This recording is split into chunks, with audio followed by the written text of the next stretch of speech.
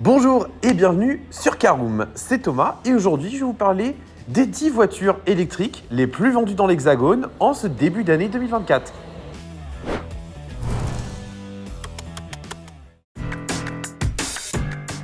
En 10e position, nous avons le Renault Scénic E-Tech. Il s'est écoulé à 6693 exemplaires. Pour rappel, ce modèle est à mi-chemin entre le monospace et le SUV. Il est d'ailleurs proposé avec 2 motorisations et 2 capacités de batterie au choix. La version dotée de la plus grosse capacité de batterie peut même afficher jusqu'à plus de 600 km d'autonomie. Le Renault Scénic a été totalement repensé pour les familles en tenant compte des besoins actuels. Ça en fait un modèle qui a connu un certain succès, même si je pense que la marque aux losanges avait quand même des attentes un petit peu plus fortes encore. En 9e position, nous avons un modèle chinois, en l'occurrence la MG4. Ce modèle-là est né avec la volonté de totalement renouveler le segment compact. Sa rivale directe, c'est la Renault Mégane E-Tech électrique. La MG4, elle se positionne avec un large choix de motorisation et des autonomies allant jusqu'à 450 km. Il faut savoir également qu'elle se dote aussi d'une version sportive, la MG4 X-Power. Nous aurons l'occasion d'y revenir un peu plus tard. La MG4 est donc affichée à un prix de 30 000 € seulement. Et ça, dans le segment électrique pour un modèle compact, c'est une véritable prouesse. Sa production en 2024, 6 873 exemplaires. C'est quand même pas mal. En 8e position, nous avons un SUV allemand qui, étonnamment, est assez méconnu. C'est le BMW iX1. Concrètement, c'est la version électrique du X1. Ce modèle-là est proposé avec une unique batterie dont la capacité est de 66,5 kWh. Il y a également plusieurs niveaux de puissance allant jusqu'à 313 chevaux. L'autonomie peut même grimper jusqu'à 462 km. Autrement dit, on comprend assez bien pourquoi pas moins de 7338 personnes ont choisi le BMW X1 depuis le début de l'année. En 7e position, nous avons la star du segment des SUV urbains, à savoir le Peugeot i2008. Cette déclinaison électrique du petit SUV de la marque Lyon s'est vendue à tout de même, écoutez bien, 8396 exemplaires depuis le début d'année. Il faut savoir que ce modèle-là a connu une évolution assez importante il y a quelques temps avec l'adjonction d'une seconde version électrique. La première développe 136 chevaux, la deuxième 156 chevaux. La plus grosse batterie de 51 kWh a l'avantage d'avoir une nouvelle technologie de batterie avec une chimie NMC qui permet d'avoir un petit peu plus d'autonomie. Autonomie qui est d'ailleurs de 343 km. Autrement dit, pour le segment, c'est plutôt pas mal. Maintenant, passons en 6e position avec la Tesla Model 3. Faut-il encore présenter cette belle berline de la marque américaine ? À vrai dire, je ne pense pas. Toujours est-il que plus de 10 163 personnes ont choisi la Tesla Model 3 en ce début d'année 2024. Autrement dit, c'est un beau succès et on comprend assez bien pourquoi. Tesla est une marque réputée pour avoir des prix qui fluctuent un petit peu au fil de l'année et au fil du contexte. Régulièrement, nous avons eu des prix extrêmement attractifs sur la Tesla Model 3. Il faut savoir également qu'elle a dernièrement profité aussi d'une version grande autonomie propulsion qui permet d'avoir jusqu'à 513 km d'autonomie pour un prix plutôt bien placé. En 5e position, nous avons la Renault Twingo de 3e génération. Celle-ci s'est écoulée à plus de 11 000 exemplaires tout de même. Beaucoup pensaient que ce modèle-là était déjà arrêté, mais non, c'est pas le cas. Seules les versions thermiques ont été arrêtées pour le moment.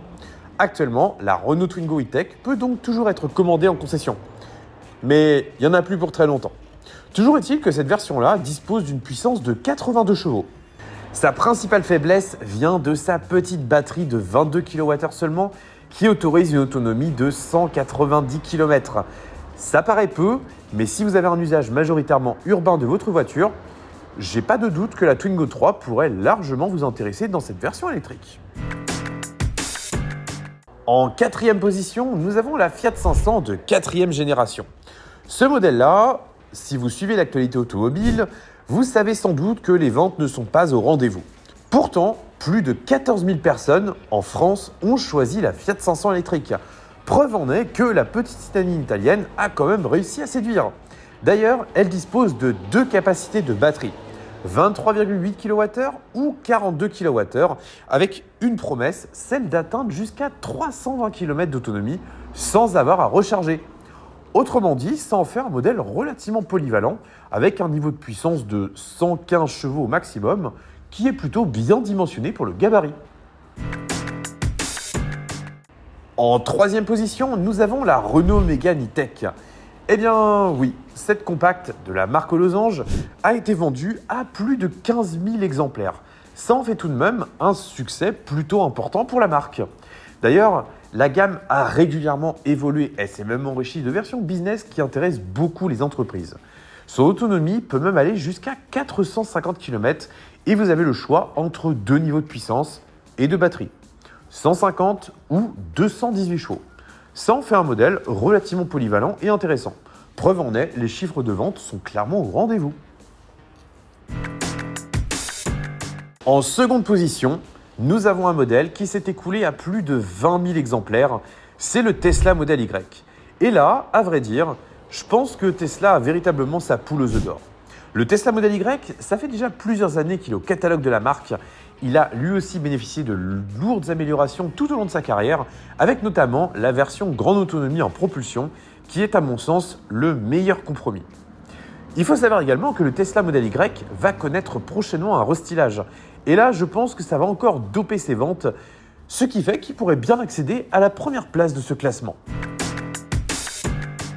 En première position, nous retrouvons la Peugeot 208.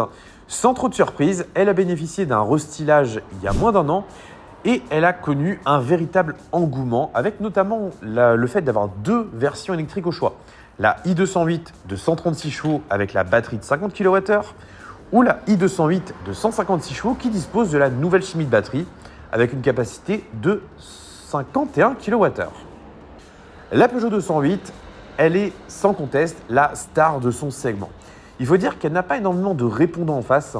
Le segment des citadines électriques est encore assez peu fourni, même si je pense qu'il va se développer assez vite.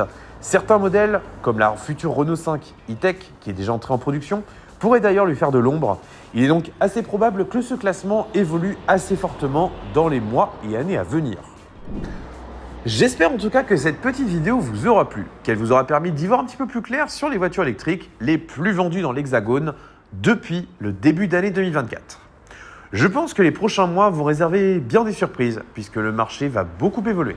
Si cette vidéo vous a plu, n'hésitez pas à commenter, mais également à vous abonner à cette chaîne YouTube. Caroom, si vous ne nous connaissez pas encore, nous sommes un comparateur. Nous vous proposons de comparer des dizaines et voire même des centaines d'offres de mandataires pour trouver votre voiture neuve à louer ou à vendre au prix le plus bas du marché.